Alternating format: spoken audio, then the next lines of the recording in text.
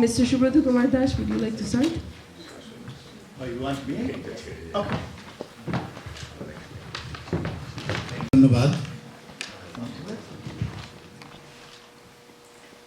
আমাদের বন্ধু George Elliot clerk, শ্রদ্ধেয় কবি আসাদ চৌধুরী, অন্যান্য সম্মানিত কবিবৃন্দ এবং কবিতা প্রেমী আমার বন্ধুরা, আজকে আমি এখানে দাঁড়িয়েছি বিএলআরসির একটি অনুষ্ঠানে বিএলআরসির নির্বাহী পরিচালক হিসেবে এই প্রথমবার দাঁড়ালাম। আমি সেই জন্য বিএলআরসির কাছে কৃতজ্ঞ যে তারা আমাকে আলোচক হওয়ার সুযোগ দিয়েছে। কোনোদিন আলোচক হতে পারিনি, সবসময় নির্বাহী হিসেবে দাঁড়ায়, সেই জন্য হিসেব কিতাব করা লাগে, কি বলবো, কি বললে ভুল হয়ে যাবে অথবা হবে না, ইত্যাদি ইত্যাদি। আমি ভেবেছি কানাডীয় কবিতার যে পূর্বাপর ইতিহাস তার উপরে একটু আলোকপাত করব। যদি আমরা কানাডার কবিতাকে দেখতে চাই তাহলে কানাডার ইতিহাসে 1867 সাল যেমন একটি গুরুত্বপূর্ণ সাল, কনফেডারেশন, কানাডা কনফেডারেশনের সাল, সেই সালটি একই সাথে কানাডীয় কবিতার জন্য অনেক গুরুত্বপূর্ণ ছিল। আপনারা জানেন 1867-কে কেন্দ্র করে কানাডায় গঠিত হয়েছিল কনফেডারেশন পোয়েট গ্রুপ। এর ঠিক 3 বছর আগে 1864-তে প্রথম কানাডীয় কবিতার একটি সংকলন প্রকাশিত হয়। কেন সংকলন করতে হবে? কারণ কানাডার বিভিন্ন প্রান্তে যে কবিরা কবিতা লিখছেন তাদের কবিতা হারিয়ে যাচ্ছে। তারা কতদিন ধরে কবিতা লিখছেন? আসলে সেই সময়টি কিন্তু দীর্ঘ। আমরা যারা বাঙালি কমিউনিটিতে আছি আমরা ভাবি যে সময়টি হয়তো দীর্ঘ নয়, কম, কিন্তু সেটি আসলে 240 বছর। এবং আমরা যদি ইতিহাসের দিকে তাকাই তাহলে দেখব 1628 সালে নিউ ফাউন্ডল্যান্ডের গভর্নর জেনারেল ছিলেন রবার্ট হেইম্যান।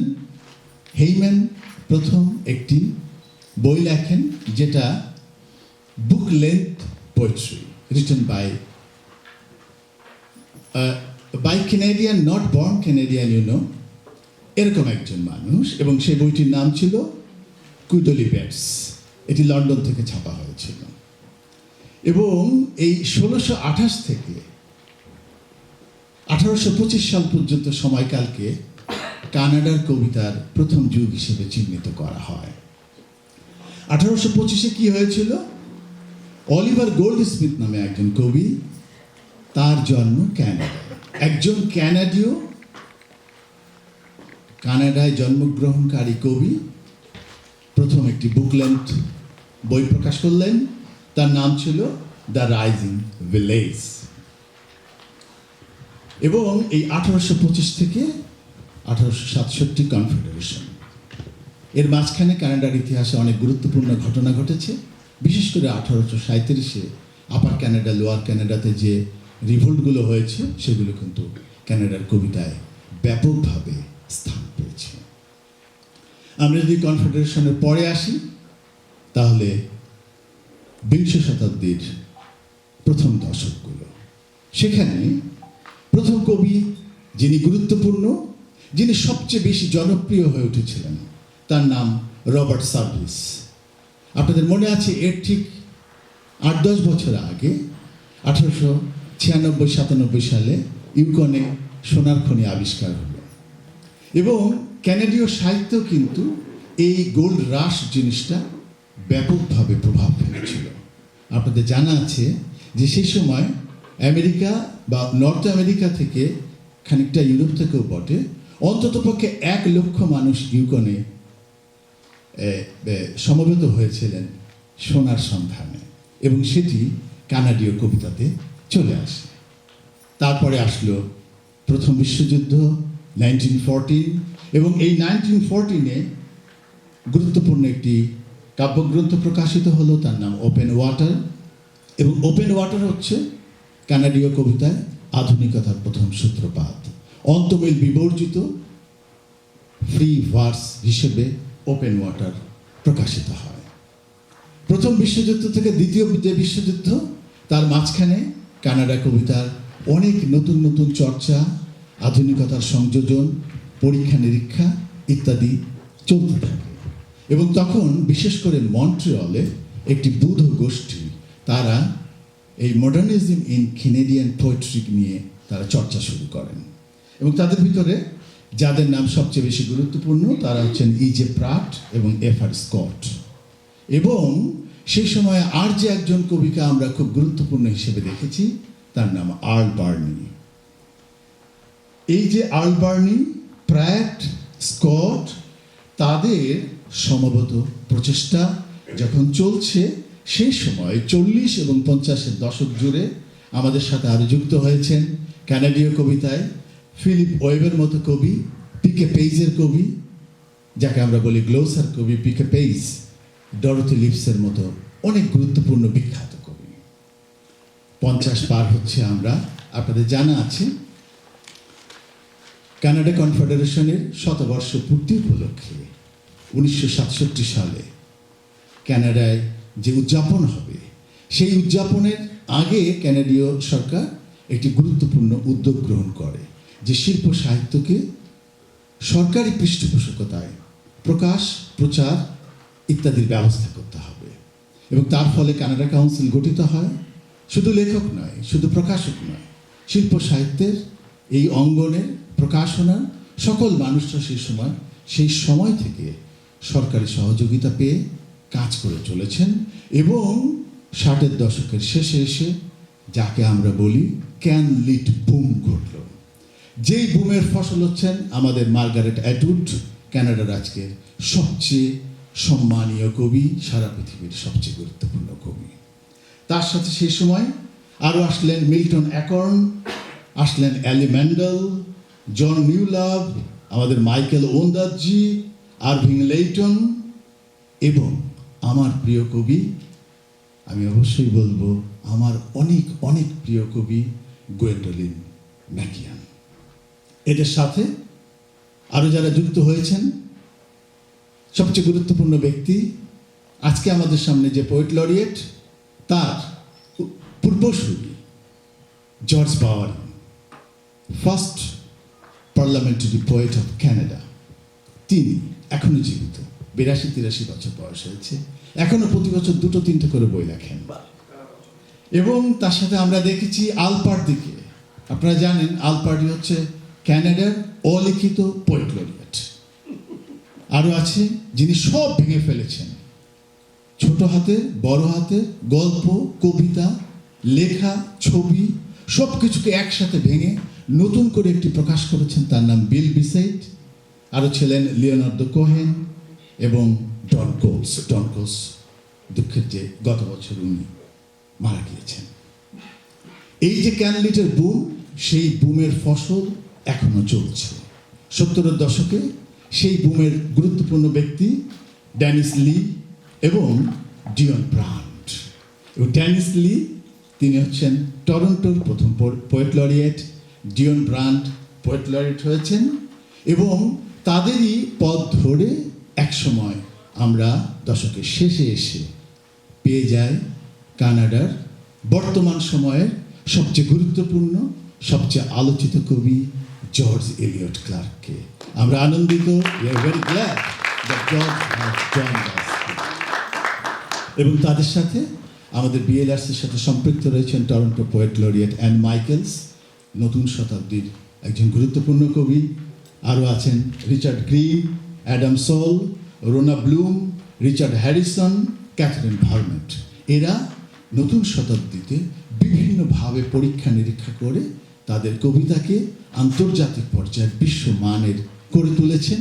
এবং কানাডীয় সাহিত্য এই কারণে, এই ক্যান্ডিড থেকেই সেটা এসেছে, আজ সারা পৃথিবীতে একটি গুরুত্বপূর্ণ সাহিত্য হিসেবে বিবেচিত।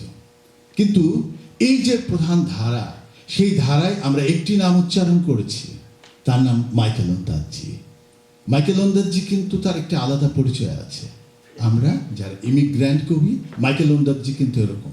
মাইকেল ওন্দাতজি কিন্তু কানাডায় জন্ম না, তিনি শ্রীলঙ্কা থেকে জন্ম হয়ে এখানে এসেছেন, পাঁচবার গভর্নর জেনারেল পুরস্কার পেয়েছেন, এবং সবশেষে উনি ঘোষণা করেছেন তাকে যেন আর গভর্নর জেনারেল পুরস্কার দেন না। 5, হাইয়েস্ট 5, আর কেউ 5-এর বেশি 6 পায়নি, দুজন 5 পেয়েছেন, ওন্দাতজি একজন। এবং এই যে অন্য ইমিগ্র্যান্ট যারা কবি, তাদের ভেতরে আরও যারা গুরুত্বপূর্ণ, তাদের কয়েকটি নাম আমি একটু চারণ করতে চাই। আয়েশা চ্যাটার্জি, কানাডার যে লিগ অফ পোয়েটস আছে তার কিন্তু ভূতপূর্ব সভাপতি, মানে তারা জায়গা নিচ্ছেন।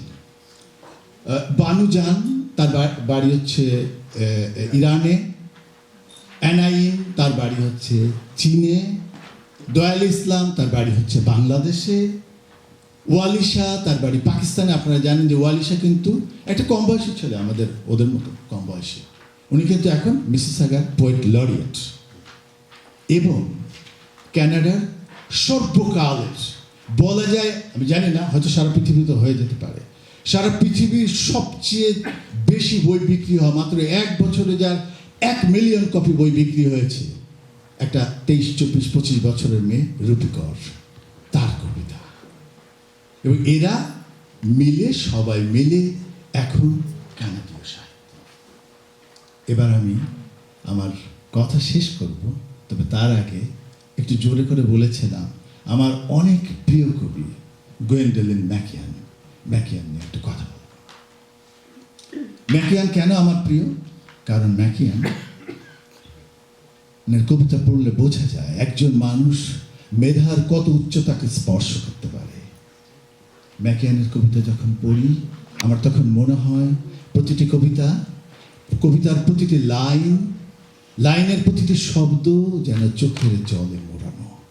এত দুঃখ ম্যাকিয়ানের, সে দুঃখ শেষ করা যায় না। একটা কম বয়সী মেয়ে প্রেমে পড়ে গিয়েছিল আর এক বিখ্যাত কবির সাথে, তার নাম মিল্টন এখন। তার বিয়ে করলো, 3 মাস, 4 মাস, 5 মাস পরে বিয়ে ছেড়ে যায়। এই ছেড়ে যাওয়া দুজন মানুষের অনেক বয়সে ফারাক, প্রায় 19-20 বছর ফারাক। এই দুজন মানুষ, তাদের জীবনে একটা গুরুত্বপূর্ণ ঘটনা ঘটে গেল যে 1959 সালে যখন ক্যানলিড বুম চলছে, সেই সময় ম্যাকিয়ান জানতে পারলেন যে কানাডা কাউন্সিল মিল্টন এখন, মানে তার ভূতপূর্ব স্বামী, এবং তাকে একই সাথে গভর্নর জেনারেল পুরস্কার দেওয়ার সিদ্ধান্ত নিচ্ছে। তখন ম্যাকিয়ান আর্টস কাউন্সিলকে পত্র লেখে যে যদি তাকে দেয়া হয়, যৌথভাবে দেয়া হয়, তাহলে আমি আমার গ্রন্থটি প্রত্যাহার করব। এবং আমরা তো জানি না গোপনে আসলে কি কি ঘটে। আমি এটি ম্যাকিয়ানের যে জীবনী সেখান থেকে পেয়েছি। তখন কানাডা কাউন্সিল এই George Bowering, the first poet laureate of Canada, এবং এই গোয়েন্ডলিন ম্যাকিয়ান, এই গুয়েনকে মিলে, দুজনকে মিলে একসাথে 1969 সালে গভর্নর জেনারেল পুরস্কার দিল। তারপরে মাত্র 46 বছর বয়সে গিয়েন মারা যান। মারা যাওয়ার পরে 1994 সালে মার্গারেট অ্যাটউড এবং তার বন্ধুরা, অন্যরা মিলে আমাদের এই বাথহার্স্ট এবং স্পাইডাইনার কাছে একটা ছোট পার্কে গুয়েনের একটা মূর্তি স্থাপনের উদ্যোগ নেয়, এবং মূর্তির উন্মোচনের আগে ওই শিল্পী মারা যায়। অনেক দুঃখ। ওই শিল্পী মারা যাওয়ার পরে 2006 সালে মার্গারেট অ্যাটউড এবং অন্যরা মিলে ওই স্ট্যাচু তারা ইনঅগুরেট করেন। কিন্তু সবচেয়ে বড় দুঃখ, 1987 সালে গুয়েনের নাম ঘোষিত হলো দ্বিতীয়বার গভর্নর জেনারেল কবিতায় পুরস্কার প্রাপ্তি তালিকায়। তার নাম উচ্চারিত হলো, একা উনি পাবেন। কিন্তু উনি পুরস্কার গ্রহণের আগেই একদিন তার বন্ধুরা তার বাড়িতে গেলেন। সেই সময় গুয়েন তার গভীর বেদনার কারণে নিজেকে সারা পৃথিবী থেকে সরিয়ে নিয়েছেন। 5-6 দিন কোনো বন্ধু তার কোনো খোঁজ পাচ্ছিল না, ফোনের তার ছেঁড়া ছিল, ইত্যাদি ইত্যাদি। তারা তার বাড়িতে যেয়ে দেখে গুয়েন মারা গেছেন। এই যে গুয়েন, সেই গুয়েন তার কৈশোরে মধ্যপ্রাচ্য নিয়ে আগ্রহের কারণে আরবি ভাষা শিখেছেন। তার কবিতায় কিন্তু কোরআন শরীফ থেকে উদ্ধৃতি আছে, ইঙ্গিত আছে। সেই গুয়েনের একটি কবিতা 4 লাইন আমি পড়ব, পড়ে আমার কথা শেষ করব। অনেক গুণীজন আছেন, তারা আরো ভালো আলোকপাত করতে পারবেন। আমি এই বিষয়ে এত পণ্ডিত এখনো হয়ে উঠতে পারিনি। গুয়েনের সবশেষ বইটির নাম ছিল আফটার ওয়ার্ল্ডস। সবশেষ কবিতার নাম দ্য টাও of physics. And my Lord Shiva dances in the city streets. His body a fierce illusion of flesh, of inertia. The particles of light cast off from his hairs invade the mighty right, the relative night, this dream. সবাইকে ধন্যবাদ।